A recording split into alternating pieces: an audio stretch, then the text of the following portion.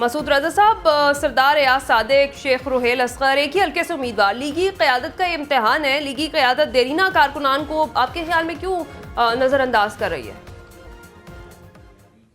جی صرف یہی نہیں، دانیال عزیز بھی ہیں جو آزاد حیثیت سے انتخاب لڑ رہے جو اب نون ہیں، لیگ کو دلال عزیز چودھری کا نہیں معاملہ رہے۔ بھی اٹکا ہوا ہے، جی عزیز نہیں رہے، بہت سارے معاملات ہیں۔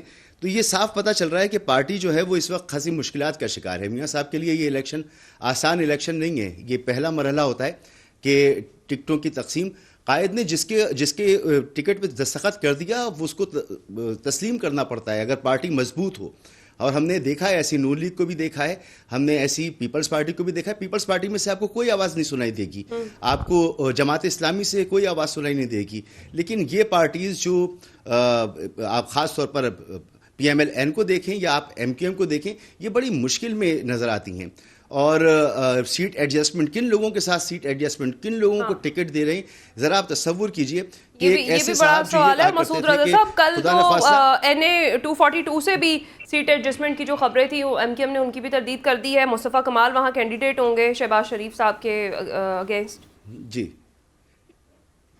جی بالکل ایسا ہی ہے، مگر پھر بھی یہاں پر کچھ نہ کچھ ان کے ساتھ معاملات ہیں، ایک سیٹ پہ معاملہ اٹکا ہوا ہے۔ اچھا، میں تو یہ عرض کر رہا ہوں آپ کی خدمت میں کہ آپ ذرا تصور کیجئے، ایک صاحب تھے جو کہا کرتے تھے کہ خدا نہ خواستہ حاکم بدہن نواز شریف صاحب کا تابوت ہی واپس آئے گا، ان کے ساتھ سیٹ ایڈجسٹمنٹ کر لی، وزیر تھے پچھلی حکومت میں۔ یہ آئی پی پی والے جو شوگر مافیا تھے، جو کل اے ٹی ایم تھے عمران خان کی، جو کل لینڈ مافیا تھے، ان کے ساتھ سیٹ ایڈجسٹمنٹ کر لی۔ راجہ ریاض صاحب کے ساتھ 9 بندوں کے ساتھ کو ٹکٹ دے دیا، اپنے لوگوں کو چھوڑ دیا۔ تو یہ ساری جو ایڈجسٹمنٹ ہے یہ بتا یہ رہی ہے کہ بہت ویک وکٹ پر ہے نون لیگ۔ اور مجھے جو وہاں سے خبریں آ رہی ہیں، آپ تو لاہور میں موجود ہیں، سنا ہے کہ ابھی تک ماحول نہیں بنا، سناٹا پڑا ہوا ہے، پتہ نہیں چل رہا کہ الیکشن کا ماحول ہے بھی یا نہیں ماحول۔ تو یہ سب کچھ یہ بتا رہا ہے کہ کوئی آسان الیکشن نہیں ہے نون لیگ کے لیے، اور اتنی ساری جو قربانیاں دے رہے ہیں میاں صاحب، یہ کون سی سیاست کر رہے ہیں؟ یہ ہم تو سمجھے تھے کہ وہ سینہ چوڑا کر کے آئیں گے، ووٹ کو عزت دلائیں گے، وہ سیاست کریں گے جس کا وہ دعویٰ کیا کرتے تھے۔ یہ تو 40 سال پرانی سیاست میاں صاحب کر رہے ہیں، وہی جوڑ توڑ کی سیاست۔ جن لوگوں کے کل کٹر مخالف تھے، آج ان کے لیے میاں صاحب نے دل بڑا کر دیا، دل کشادہ کر دیا، ان کو سینے سے لگا لیا۔ اچھی بات ہے، مفاہمت ہونی چاہیے، لیکن کوئی اصول بھی تو ہونے چاہیے۔ اس وقت ملک کے جو مسائل ہیں ان کا کہیں ذکر موجود نہیں ہے۔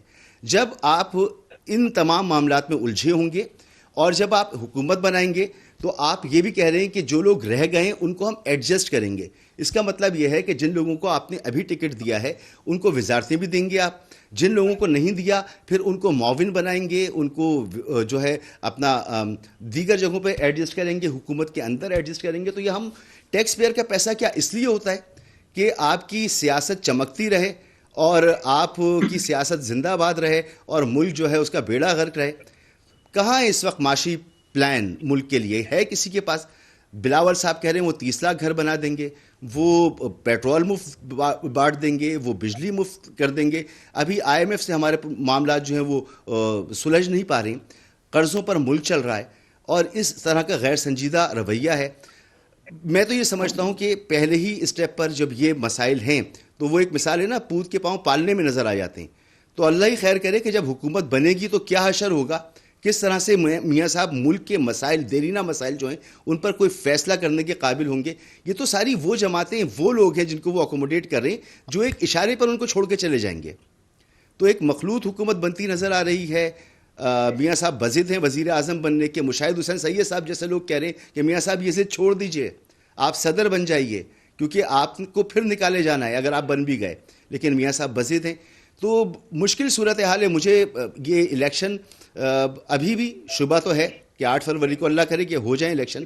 اگر 8 فروری کو الیکشن ہو جاتے ہیں اور اس کے بعد نون لیگ کی حکومت بنتی ہے اور میاں صاحبی وزیر اعظم ہوتے ہیں اور اس پورے بہانمتی کے کنبے کے ساتھ بنتے ہیں، اچھا تو مسعود رضا صاحب بیل جو ہے منڈے چڑھتی نظر نہیں آتی۔ اچھا تو اس سارے سینیریو میں تو پھر کیا شہباز شریف صاحب مقتدرہ کو قابل قبول ہوں گے؟ جی وہ بہت حد تک قابل قبول ہیں، لیکن مسئلہ کچھ اور ہے۔ مسئلہ یہ ہے کہ پاکستان کو ایک حقیقی جو ہے وہ گروتھ چاہیے، پاکستان کو حقیقی ترقی چاہیے. اس وقت پاکستان کے جو آنے والے سال ہیں، یعنی اس سال جو گروتھ توقع کی جا رہی ہے وہ 2% ہے، اگلے سال 2.5% ہے. تو 2.5% کی گروتھ سے کچھ نہیں ہوتا، ہمیں 6% کی گروتھ کم از کم بھی چاہیے، یا اس سے اوپر کی گروتھ چاہیے. تو جب یہ گروتھ نہیں ہوگی تو اس کا مطلب ہے نوکریاں نہیں ہوں گی، اس کا مطلب ہے مہنگائی کم نہیں ہوگی، اس کا مطلب ہے کہ معاشی مسائل ہوں گے. اور میں ہمیشہ ایک بات کہتا ہوں کہ ایک ایسی حکومت جس کے بارے میں یہ تاثر ہو کہ وہ آئی نہیں ہے، لائی گئی ہے، اور اس کی وجہ سے عوام جو مسائل فیس کر رہے ہوں گے تو عوام اسے قبول نہیں کریں گے. آپ کی جو مقبولیت اس وقت زمیں بوس ہے وہ چند مہینوں میں ہی زمیں بوس ہو جائے گی. آپ کو دوبارہ الیکشن کی طرف خدا نخواستہ جانا پڑے گا، خدا نخواستہ پھر کسی بحران سے آپ کو گزرنا پڑے گا. تو میں تو یہی عرض کر رہا ہوں کہ خدا را ایسی چیزیں نہ کریں. جس کا جتنا قد ہے، سائز ہے، اس حساب سے وہ اپنی سیاست کرے. سہاروں کو چھوڑ دیں. خود میاں صاحب کہتے تھے کہ سہاروں پر سیاست نہیں کرنی چاہیے، اور انہوں نے توبہ کر لی تھی، انہوں نے تو قوم سے معافی مانگ لی تھی. یہ اس وقت جو وہ سیاست کر رہے ہیں، مجھے کوئی اچھے حالات نظر نہیں آتے. اگر اس طرح کے الیکشن ہوتے ہیں، کنٹروورشل الیکشن ہوتے ہیں، مجھے کوئی اچھے حالات نظر نہیں آتے. ٹھیک ہے.